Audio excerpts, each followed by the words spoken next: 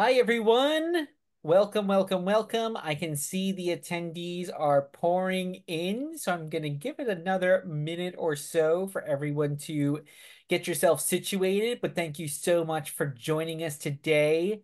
And we'd love to hear from you. So let us know where you are joining from, what company you're joining from, your title. I'm here from New York City, where it is yesterday it was like 80 degrees, and now it's like back to actual spring weather. So, but love to hear where you are all from as well. And we got California, California, awesome. And you can also make sure that you put your chat on everyone so we can all hear where you're from. Awesome. Wow, there's so many people coming in now. Albany, New York, Massachusetts, Oregon, Virginia, more New York, New Jersey, Salt Lake City. Yeah, so we're all over the place. So thank you all so much. Feel free to continue to introduce yourselves. That's what's so great about these events, getting to know each other a bit. But I'm going to just kick us off now. So, welcome everyone. And on behalf of Culture Amp and Power to Fly, thanks for joining us for today's conversation. So, today's session is entitled Empowering DEI Your Career Clarity Drives Employee Engagement. And we'll be talking about whether DEI programming is really morphing into employee engagement, some of the common challenges that companies face in creating inclusive cultures, and how we can go beyond hiring underrepresented professionals, but really making sure we retain that talent in an increasingly fractured workplace. My name is Rob Rebar, and I am the Director of Events and Marketing at Power2Fly, a 360-degree DEIB platform dedicated to helping underrepresented talent elevate their careers, to helping companies big and small meet their hiring and DEIB goals. Some of the companies that we work with include Google, Meta, American Express, Deloitte, Visa, Salesforce, and many more. Perhaps you're from one of those companies or one of the other amazing companies that we work with. And I'm joining you today from New York City. And throughout today's conversation, we really do want to hear from you. So continue to introduce yourselves in the chat. Let us know your name, your title, your company, where you are in the world. And if you have a question for our panelists, you can pop those into the question panel or the chat. We're going to try to get to some of those as well. And just a final reminder, we want to make sure that we do practice using inclusive language and practice equity of voice throughout the session as well. So without further ado, I'd love to introduce our two amazing panelists that we have today. And Margaret, why don't you kick us off by telling us a little bit about yourself? Sure. Thank you for having me. My name is Margaret Garza. I am a lead people scientist at Culture Amp. I have my PhD in industrial organizational psychology. At Culture Amp, we help organizations understand employee sentiments and their experience through their full life cycle. I like to say that we speak science to business strategy and to business leaders and work towards bringing humanity to work. And before this, I actually did a decade of work in DoD for DEI. So I'm really excited to be here and chat about the topic today. Amazing. Wow. I'm a decade in the DoD. There's a lot of stories there that you probably can't tell us, but I love the hats. Thank you so much. Can't wait to hear from you and love to now introduce my amazing colleague at Power to Fly, Zara. Thanks so much, Rob. Hi, everyone. My name is Zara. I'm the Global DEIB Impact Manager at Power2Fly, very proudly based not too far from Rob in Brooklyn, New York. I'm very excited to be a part of this conversation. I'm always super excited and passionate to talk about all things DEIB. In my previous life, did a lot of HR and operational work, so I bring a lot of that lens to the work that I do as well. I'm really focused on making sure that we're constantly centering identity and belonging and really thinking about how we're centering employees in general. And so I will be bringing a lot of that lens into the conversation today. And I'm excited to chat further with you, Margaret. Thank you both so much, and thank you everyone who's still introducing themselves. I think California might be winning. I see a lot of California in there. New York might be close behind.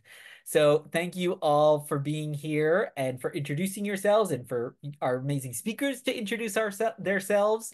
And I'd really like to start our panel now with a kind of a pretty startling number that we recently discovered. So Power to Fly recently polled 600 plus diverse professionals about what they are looking for in a company and in a role in 2024. And one number was really surprising to us. And that was that 88% of respondents said they are actively job seeking. And that's both people who are currently have a job and do not have a job.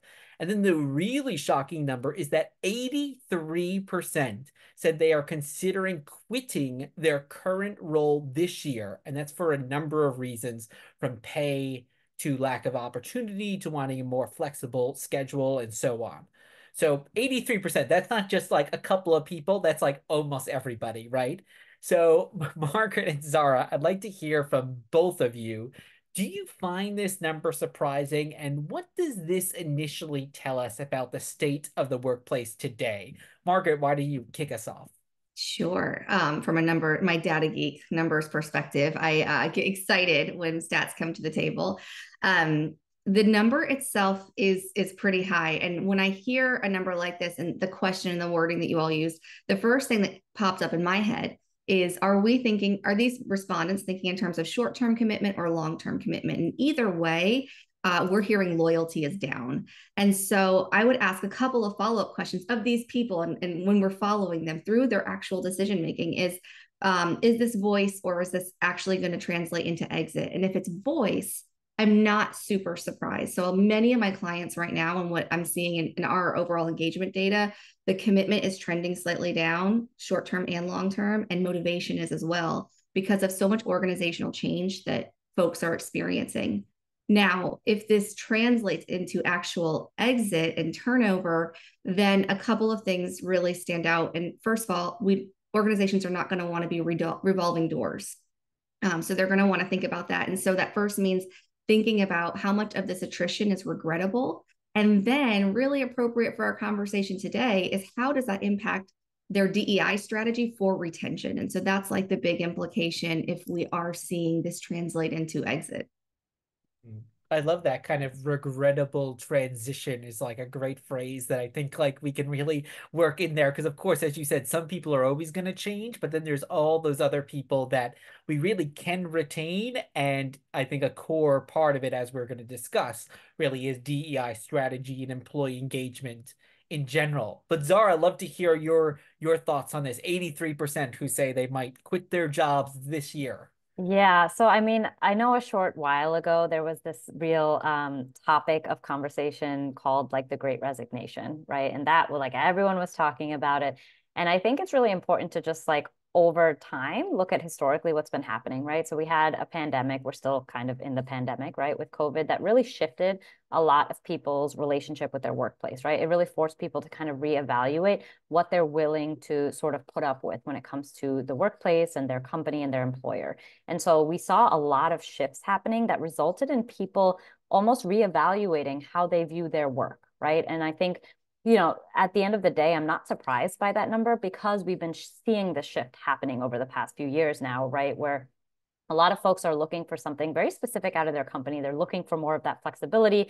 They're looking for, as Margaret was saying, feeling like they have a voice at their company, right? Feeling like they matter, feeling like, again, what they're doing is impactful. And a lot of that has been triggered by this real shift to more of a remote and virtual workplace. So it's not surprising to me because I think that that really forced people to once again reevaluate like what they think of when they think of work and what they're looking for out of their workplace. And so that just kind of translates to people not wanting to put up with, what their employer may currently be offering. And then on top of that, we know that there's been a lot of layoffs that have been happening, a lot of reorgs that have been happening at companies. And so once again, you have a job market where there's a lot of folks that are like looking for a position. And so it's a part of everyone's sort of conversation, right? Even if you're not looking for a position, you definitely know a few folks that are looking for a change. And so, that kind of like keeps this conversation top of mind for a lot of folks. So I'm not surprised by that number, and I think like there's a few reasons that could be happening.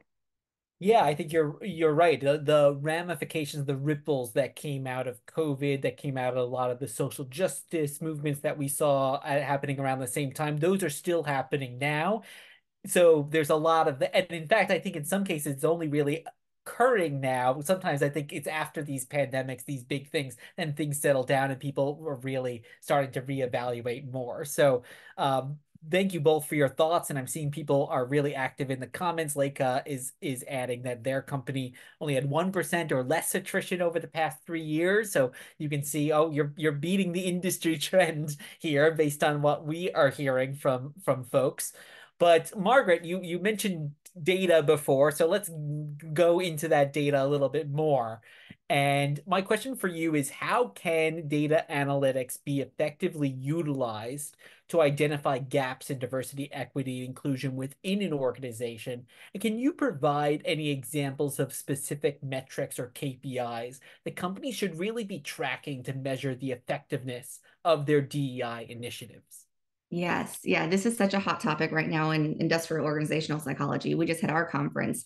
So first, I think it's important to break down DE&I and really think mindfully about what we're talking about and when.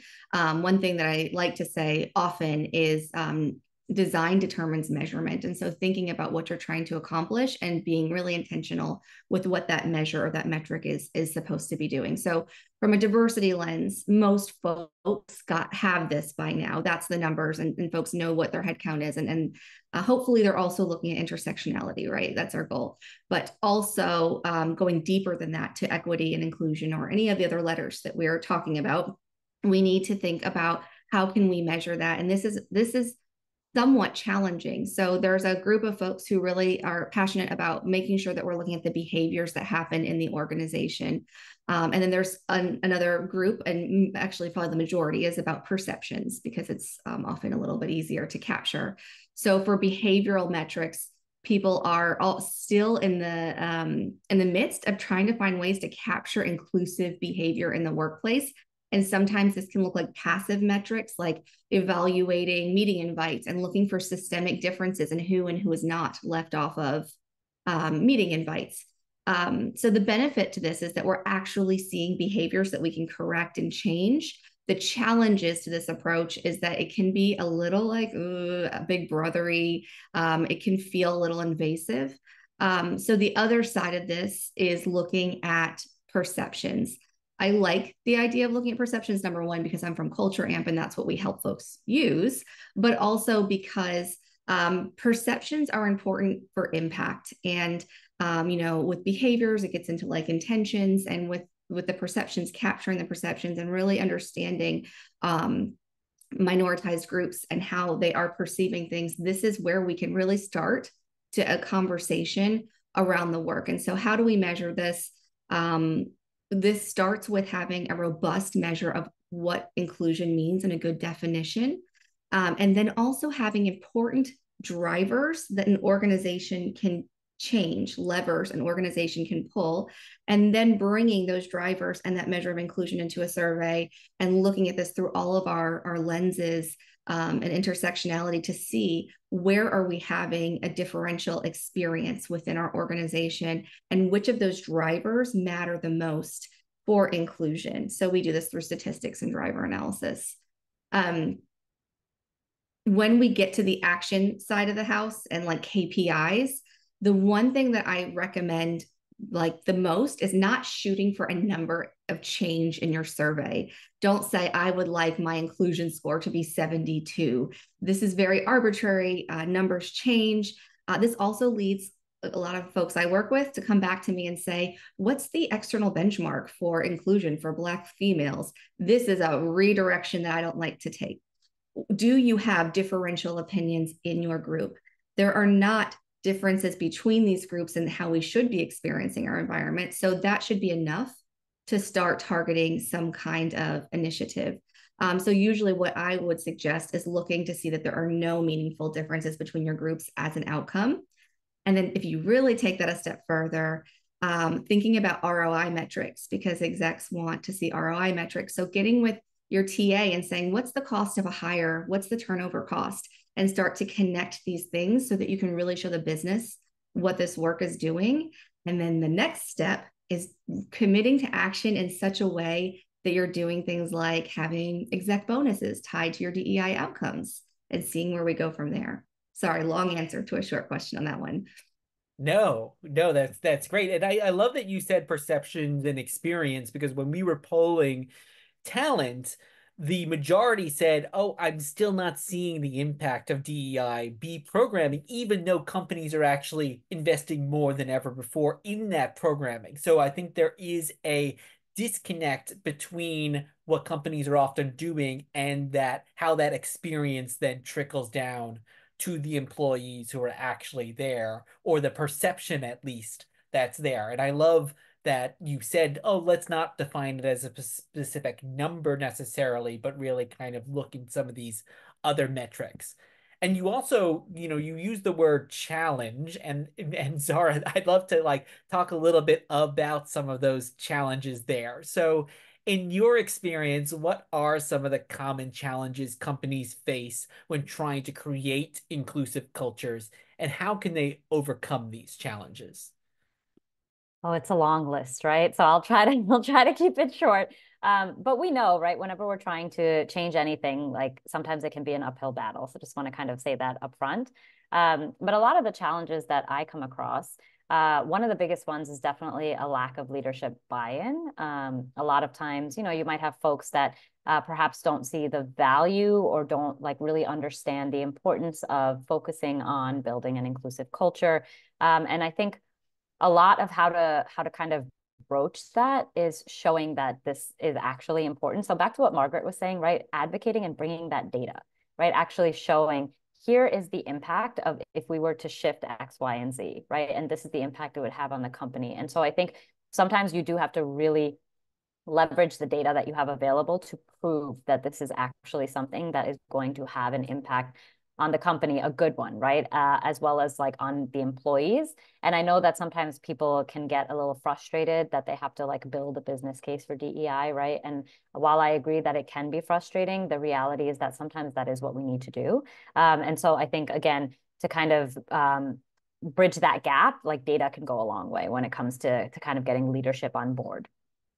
I then think that there's like a few things that can be missing from the culture overall. So, for instance, psychological safety and trust, right? If you don't really feel safe at work, if you don't really feel like you belong, right? These are all themes that kind of build on one another.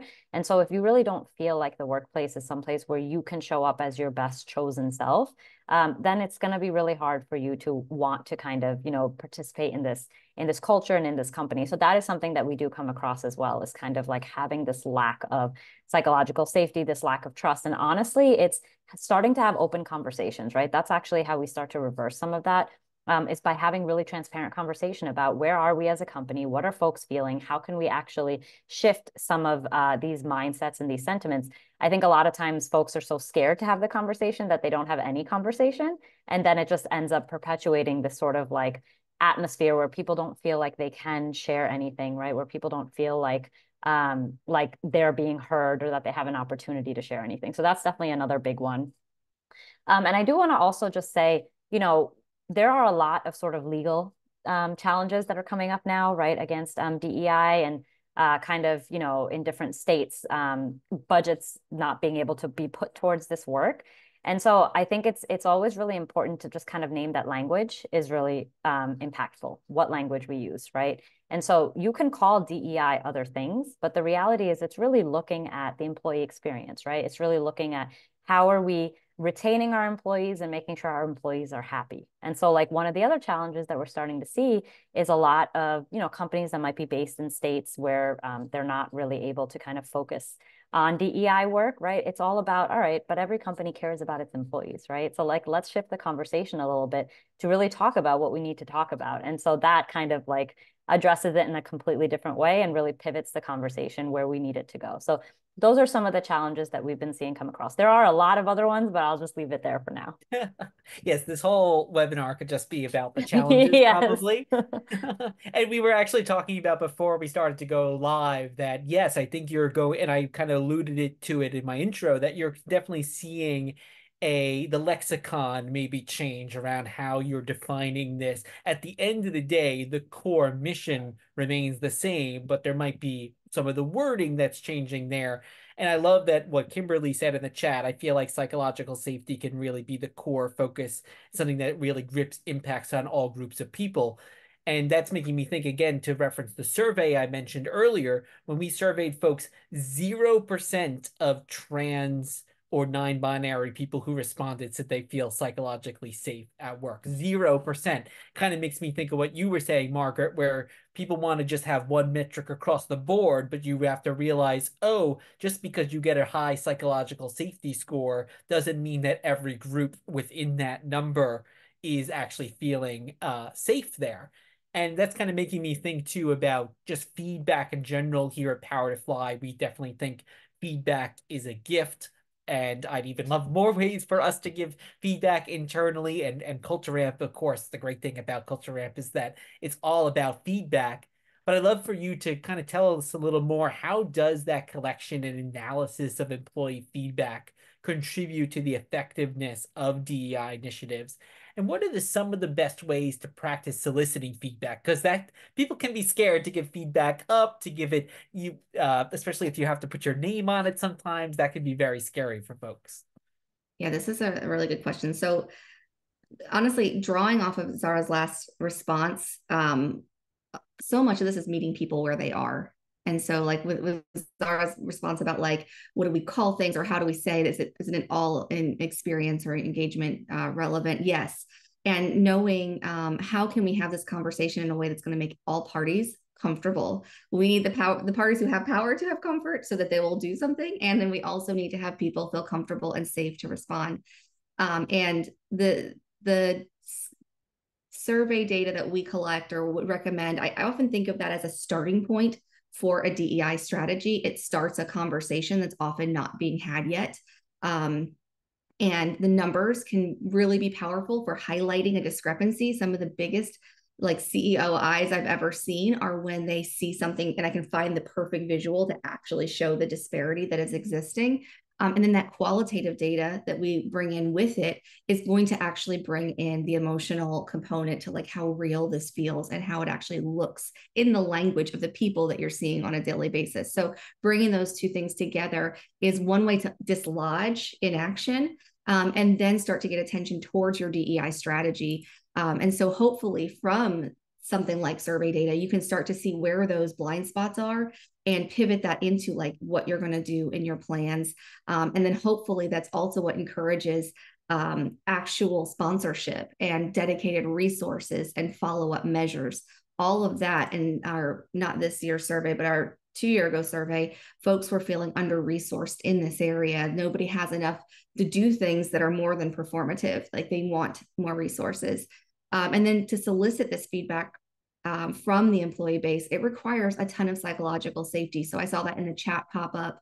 And it's one of the challenging things that we have to do because we're asking you about topics around psychological safety, yet we don't know if they have enough psychological safety to respond or self-identify. So in the conference I just went to for learning in my own education, we had a deep conversation about the folks who do not self-identify and how those responses are always the least favorable. So we can't do anything if we don't even know who these folks are.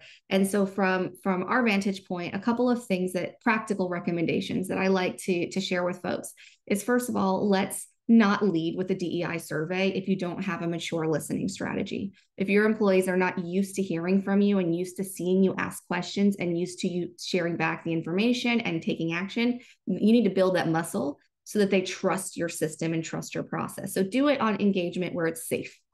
And then after you have that and you've shown them that you actually use their information really well, then we can start talking about DEI. And then when we do a DEI survey, and that usually requires asking more self-disclosed demographics, this is when a lot of folks will use a third party like Culture Amp because they'll say like, this is not us doing the survey. We're pulling in a vendor. The vendor will own the data out in their database. There's these safeties in place. We have reporting minimums. And so having those comms in place before launching a DEI survey is going to help folks to feel a little more protected and able to share their information. Thank you so much. And yeah, Isabel saying in the chat, I think that the wellness language, and as Margaret is saying, focus on socio-emotional support with the resources necessary to support staff navigating the challenges of the world on a personal level. So I think that's definitely what we're seeing. And I'd love to just shout out to Culture Amp. One thing I love that you all do is in your one-on-one programming through Culture Amp, folks can put their feedback in written form there in advance. And I just love that because especially here at Power to Fly, we have a lot of folks even who English is their second language, right? So instead of maybe saying that right off the cuff, they can take the time to kind of think that through, write it, or maybe you're more of an introvert and instead of asking that live on a one-on-one, let me write it there. And now it's up to my manager to kind of see that and bring it up and people can assess that. So I love that there's also these tools like Culture Amp where people can really utilize this for the feedback as well. Awesome. Lots of great stuff that's going on in the chat as well. So thank you everyone for participating in there. And kind of stemming off of kind of feedback, Zara, can you share some examples of successful strategies or initiatives that have successfully, significantly improved inclusivity and belonging in the workplace? And maybe some of these have even come out of feedback that folks have received from employees. Yes, absolutely. Also, shout out to Restorative Justice. I see the comments coming in via the chat. And I do want to just echo what Ken was saying. I think a large population of folks are always excluded when companies are doing background checks and things like that. And I think if we can kind of view our candidates in a little bit of a different lens, it makes a big impact in terms of who we actually end up hiring on. And that is one way to increase and improve inclusivity and belonging in the workplace, right? Is actually making sure that we have a culture that welcomes folks from different backgrounds with different experiences. And so other sort of very concrete examples of how to do that is first of all, building an ERG program. So ERG is an employee resource group.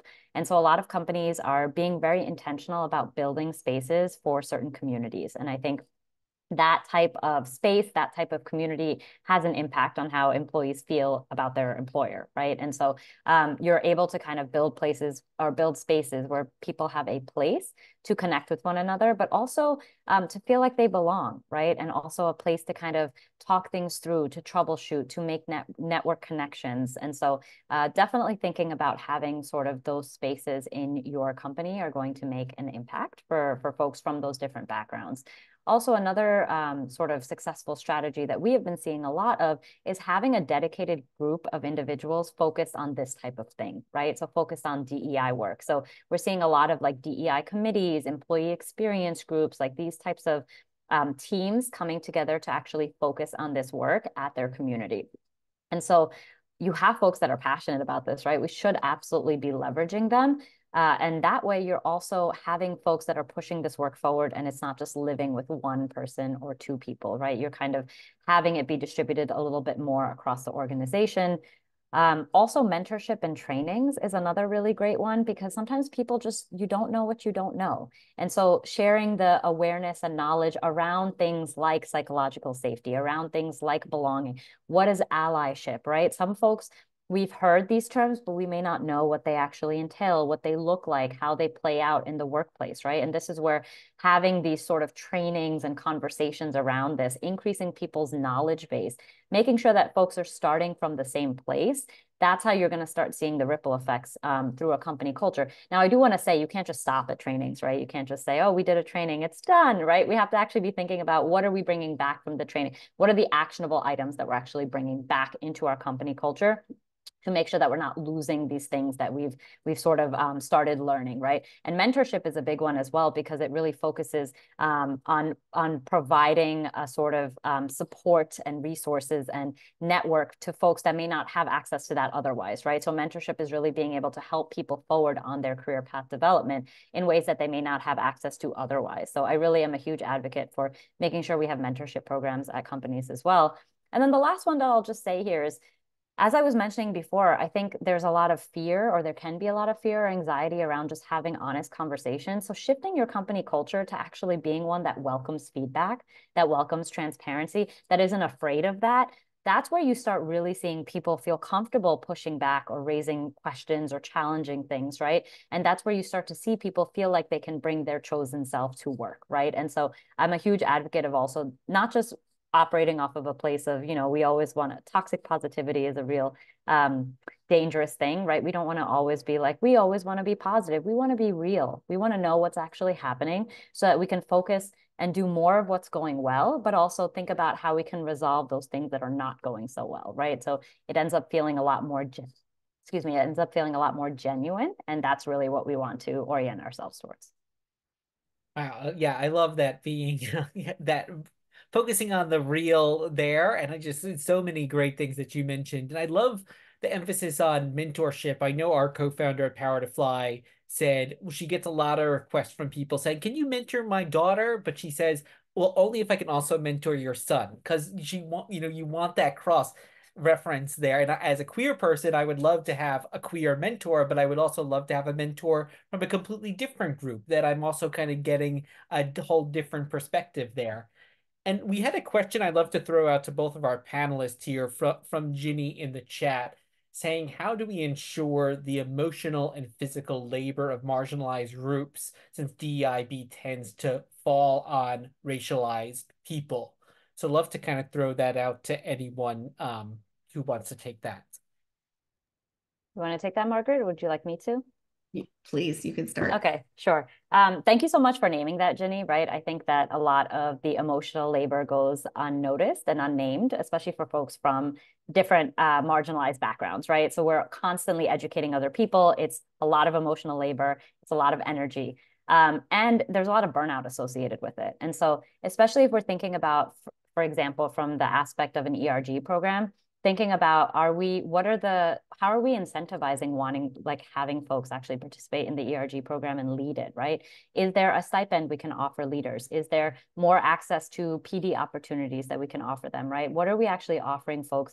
Because holding that space and leading that space is a lot of hard work, right? And so how are we making sure that we're actually incentivizing them and thanking them and appreciating them for actually holding that space and that community? So that's in terms of just like the ERG program in general.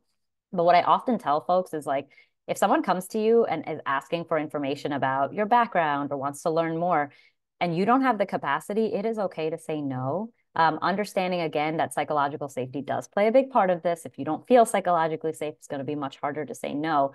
But I do think that we tend to overextend ourselves because we're very excited about wanting to kind of teach other people, but then we keep getting tapped over and over again to continue the education, and it can be a lot. And so also knowing your own boundaries and being okay with saying no. And then also making sure that the other person understands that if you do decide to, share information, that is a privilege that they're having access to, that the fact that you want to speak to them, and it's not something that they can constantly expect.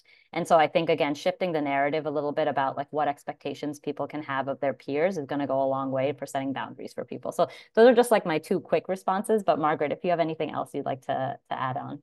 This is squarely your answer's gold. This is just a tiny, if I'm going to add a small thing on the engagement survey world and what I would think to share with anybody who was worried about this when asking for survey feedback about DEI and what that might do in terms of even making your own identity salient to yourself and having to like think about that in your response patterns. The biggest thing that we can do as organizations is show action. And so if you're going to put somebody in the position and ask for their feedback, and you're going to put somebody in the position to have to take just at the baseline, just their time, but even have some emotional labor on top of that, then you owe it to them to share what you heard so that you're showing that they are heard. And then you owe it to them to show commitment to action. And if anything else besides that is performative and can do more harm. Thank you both. Yeah, I loved that what someone said once on one of our events. If you're an ally, rather than start by going to the marginalized person, go to Google first. Like if before you really need to engage that other person, put that burden on their shoulders. Like there's a lot of other resources out there.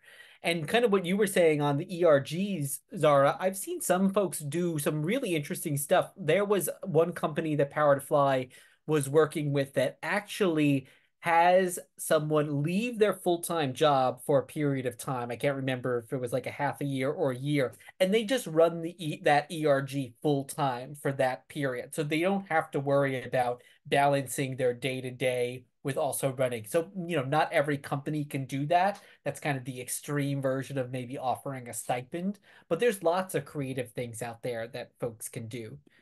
So I'd love to send a question over to both of you. And Margaret, maybe we can start with you there, which is, can you discuss the correlation between a diverse and inclusive workplace and employee engagement and how this impacts retention? Because as I mentioned at the top, a lot of maybe even DEIB, in some cases even being now rebranded under employee retention. So what is that relationship there?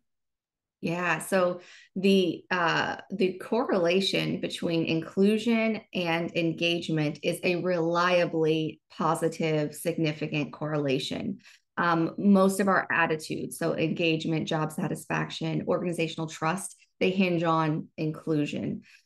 So whenever we are having conversations, going back to this meeting people where they are, when we're having conversations with organizations and they're not like fully invested in their DEI work yet, it's easier to say, like, you are bought into engagement. You know the relationship between engagement and performance.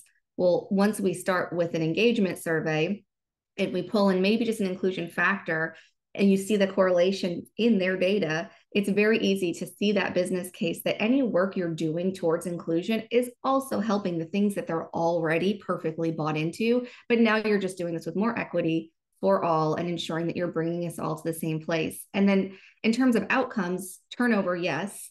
So if we want to have, if we, we talked about the most immature place is just focusing on getting diversity here, but retention requires inclusion. So to have all these, to have an inclusive environment, we are naturally going to have folks staying in seat. There is a strong relationship between the two, but there's also additional outcomes that can be tracked, which is just business performance, business growth.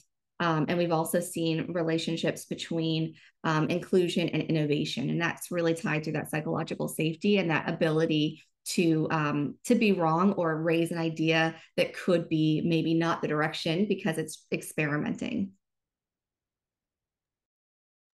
Yeah, Thank you. Yes, I Zara. can chime in here as well. I love that, right? I think these are all very deeply interconnected, as Margaret was saying. And I also think that a lot of times we know that representation matters, right? And so I think a lot of times companies are focused on pulling in a diverse pool of new hires, but they're not necessarily focused on growing them or thinking about how they're going to help them set up to succeed.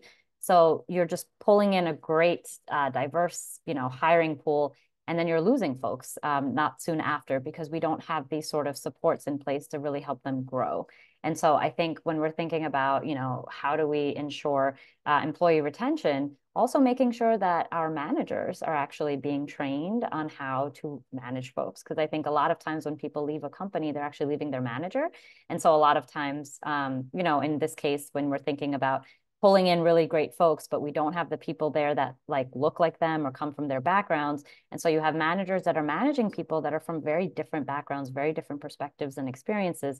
And if they don't have those skill sets, they're going to lose those employees, right? So also thinking very strategically around, what is the trainings that we're offering and making sure that we're actually upskilling our managers to host and manage teams, right, that are coming from very, very different backgrounds. So that's like one thing that I definitely wanted to make sure that we would talk about here is just thinking about that retention piece. And so just building off of what Margaret was saying, I think these are all like deeply correlated between having that sort of diverse background, diverse perspectives, diversity of thought, right? And how that's actually impacting people wanting to stay at a company where they do feel like they can share those perspectives. Thank you both. And I'm going to plus one to the leaving a manager because I think we've all been in that situation where it's like, okay, it's not maybe the company, maybe it's the person I'm reporting to.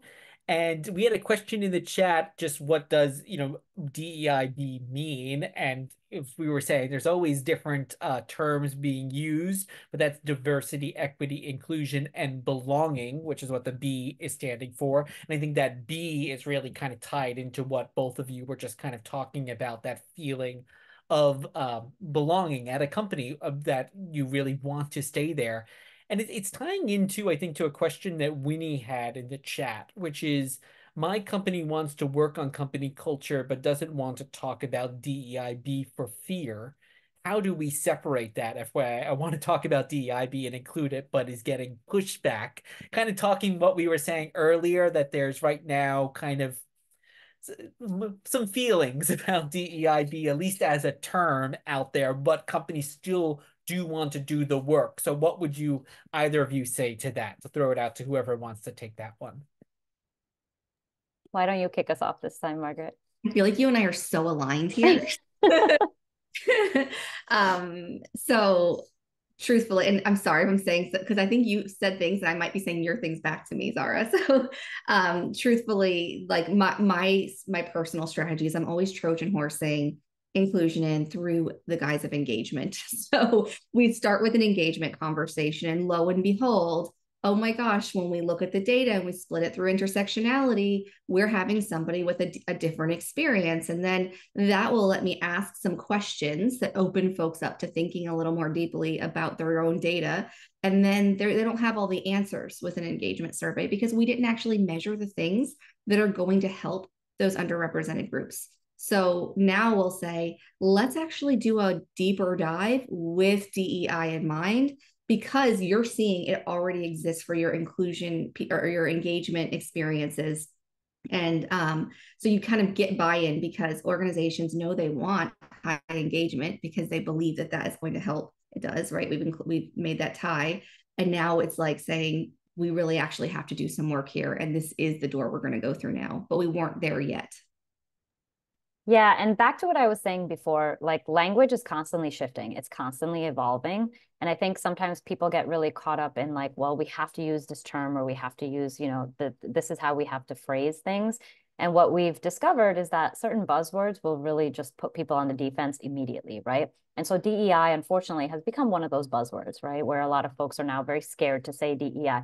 But this goes back to what I was saying. What's the core of DEI? A lot of it is around company culture. A lot of it is around employee engagement. If that is the terminology that we need to use to start the conversation, then let's do it, right? It doesn't actually take away from the work that we're doing. It doesn't change what we're doing. It just changes how we talk about it. But the beauty of language is it's constantly shifting, right? Even how we talk about certain identities and communities is constantly shifting. And so I think when we put too much emphasis on a specific word or a specific phrase, and we're not able to use that, we sometimes feel like, oh, we're not getting anywhere. But the reality is, if we're still pushing forward and focusing on building an inclusive company culture and focused on employee retention and thinking about employee engagement and employee experience, that is all DEI work, right? And so we're still pushing the needle forward, even if we're not using the specific terms. And honestly, a lot of times, if people are going to be on the defense and we don't use those terms, they're more open to having that conversation as well. I love that. Yeah. And so many people are commenting in the chat as well, and plus oneing a lot of what you both are saying. But want to kind of go back. We were talking a bit about before about managers and upskilling managers, and so Sonal had a question. Can you recommend specific types of training you can give managers? And since training is just the beginning, what do you recommend they implement within their culture to solve that problem? So are there specific trainings that either of you would recommend, not for maybe people, individual contributors, but for managers or maybe even, the highest level of leadership at the company, since we did talk about it really starts with that company culture and that top-down buy-in?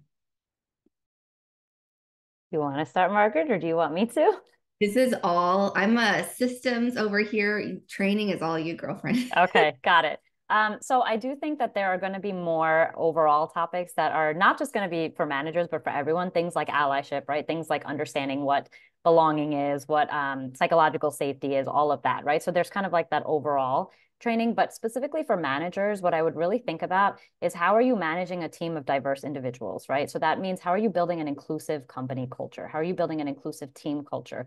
A lot of times what I hear from employees is that they don't feel like they belong on their team because things are not inclusive. They don't feel like they can contribute to team meetings. They don't feel like their thoughts and perspective are taken into account when you're building out the team vision, right? And so it's really thinking very concretely about how are you gauging what your team is saying, right? How are you actually gathering insights and thoughts and feedback from your team? So it's thinking really strategically about, as a manager, what am I doing to make sure that I'm ensuring that my team feels safe enough to actually speak up and let me know what they're thinking, right? And am I actually pausing and creating the space to do that? A lot of times managers are go, go, go because there's so much to get done that they're just making the decisions, but their decisions are impacting their team, right, in very real ways. So where are the places where you should be incorporating your team's vision, your team's insights, and thinking more strategically about how you're doing that, right? Like that's the biggest sort of thing that I hear from folks, is that they don't feel included in their team. So there's one side, and then the other side is the more technical side, right? Of like actual management. How do you manage a team, right? How do you set goals? How are you making sure you're tracking progress on that? So that's like a little bit more on the technical side, which I think every manager could definitely benefit from. But when we're talking about DEI, a lot of it is thinking about how am I building an inclusive team culture? I love that. And I had that piece of feedback, especially I think if you're in a remote work environment. For me, it's like I'm gonna go right in. What are your goals? What are your blockers? And then I was like, oh, Rob, ask them about how their day is going, how their weekend is going. Did they just have a holiday? Ask about that, because that is just making them feel included. It's having that full conversation. That person is a human being and not just a member of a team. But you were saying, oh, Zara's all training, and Margaret, you're the analytics. Because I have a perfect question for you then from Dominique, who was asking, can you provide some examples of engagement survey questions that can measure what happens from an EDI lens? Yeah. So just having a good, robust measure of engagement is going to be a starting point, because if we look at that through intersectional lenses and say, like, oh, male female differences don't exist, but guess what? My Black females over here are actually quite low compared to everybody else. Engagement, and that would be like a combination of your commitment. So, how long do you plan on staying? Do I feel motivated? Would I recommend this organization? If you see differences in these responses, that's going to be a really good starting point. But some other items that may be harder to include without calling it inclusion would be about, I feel I can voice a contrary opinion without any issue, or so voice is really big in all of these. And then another one, I feel like I belong in this organization. Just asking that very directly, you are at that point asking about inclusion. And so I'm not sure how you're going to market that to your leadership. But you could say we want folks to feel that way. So we have a bunch of good survey items that you can start to have the conversation, and what you call it is up to you. So. Amazing.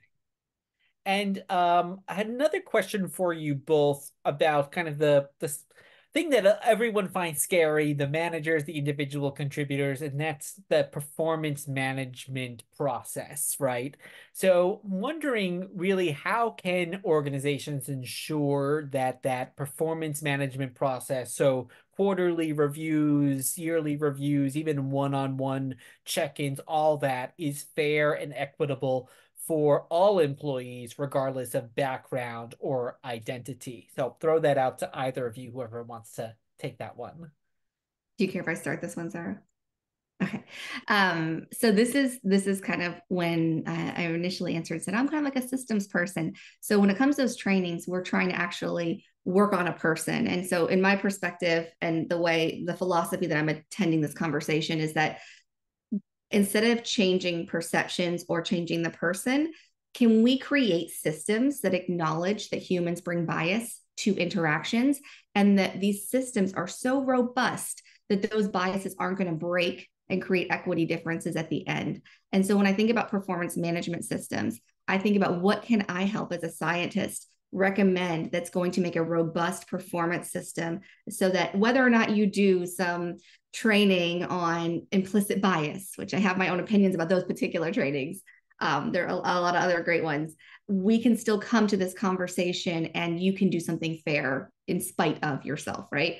And so one of those things is to have multi-rater feedback. So that also has a collection of feedback from different lenses, and that helps reduce the impact of any one lens, especially from a manager who might have confirmation bias or halo bias or similar to me bias. The other thing is in terms, and this kind of goes into the training, ahead of your performance cycles, giving your raters, your managers, structures, cognitive structures in place to help them frame their feedback in a way that is truthfully or purely behavioral. So like the SBI model, situation, behavior, impact, and giving them a way to think about their feedback to make sure it's actually going to be useful. So at the surface level, like it's just useful feedback. And then going deeper, it's also going to be more equitable. And then the next layer down, if it got past, if we still have things that trickle through, is we have rater calibration. So getting our managers in a room and calibrating performance.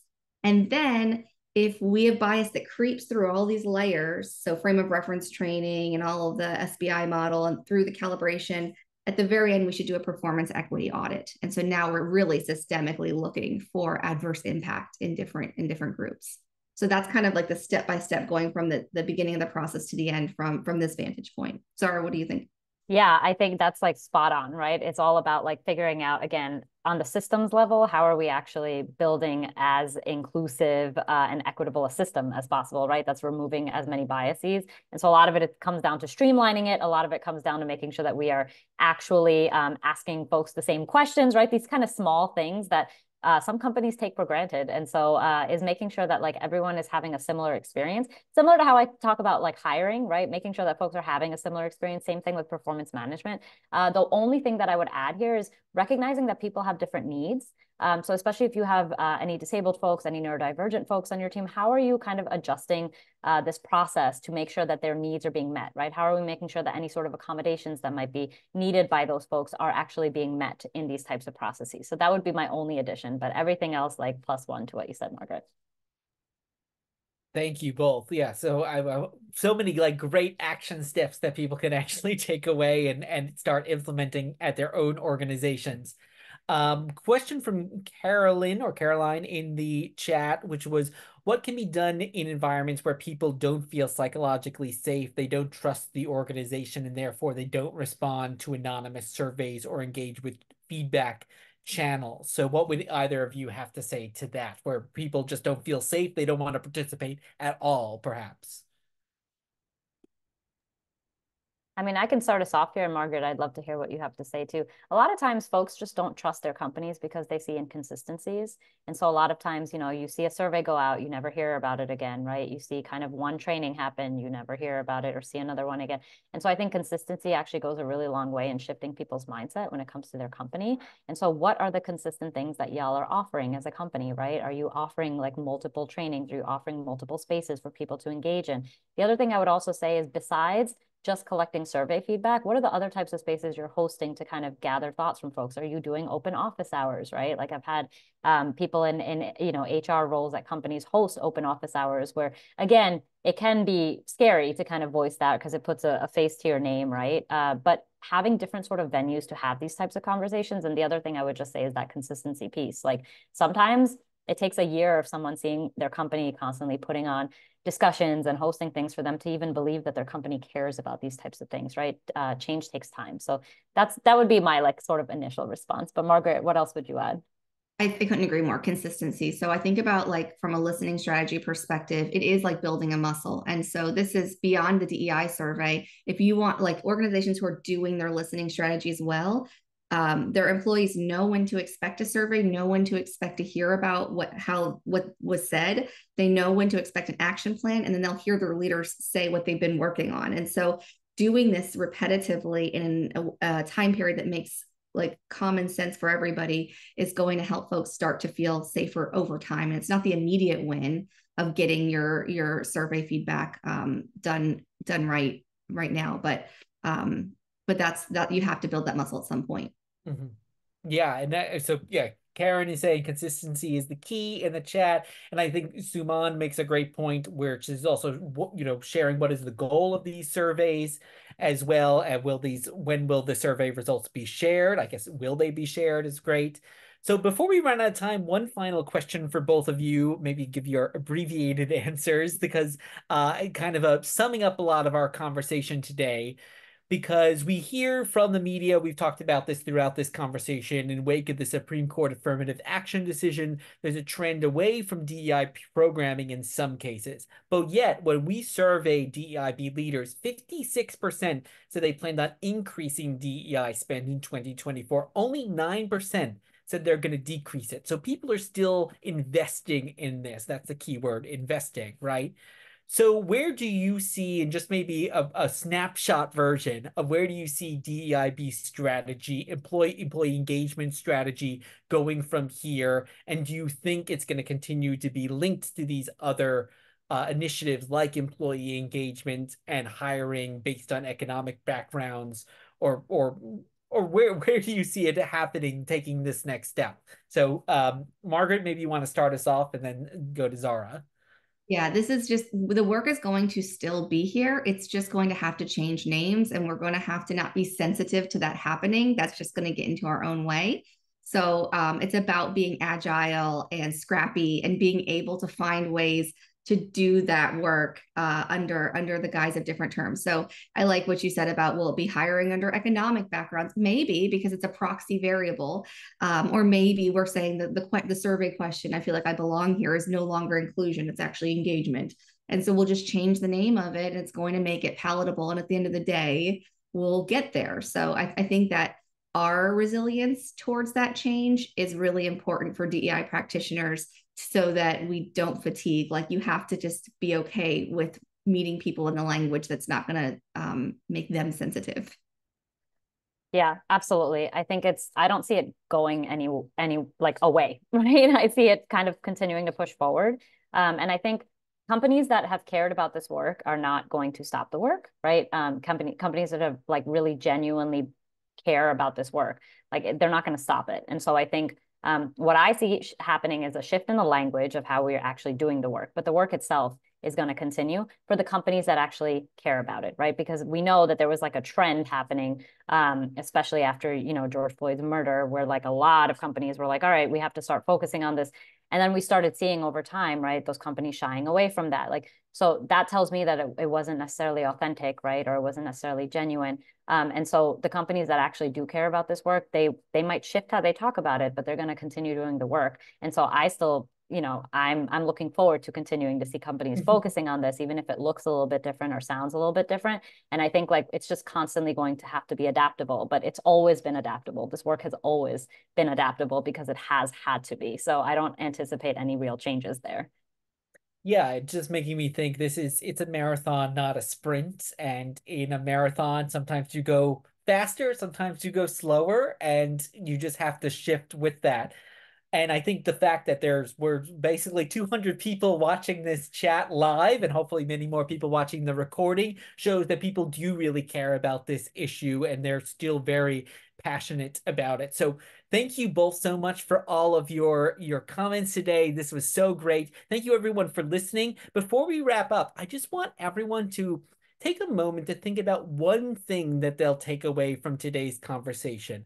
And if you're feeling inspired, feel free to actually drop that in the chat. But otherwise, when you log off and you're in your next meeting or you're walking away, just give that some thought. Someone was saying authenticity is key. So that's great. So just have a moment to think of that over, but want you so much. I want to thank you so much for joining us today. Oh, I'll read some off. Don't go straight for DEIB. Engagement is powerful.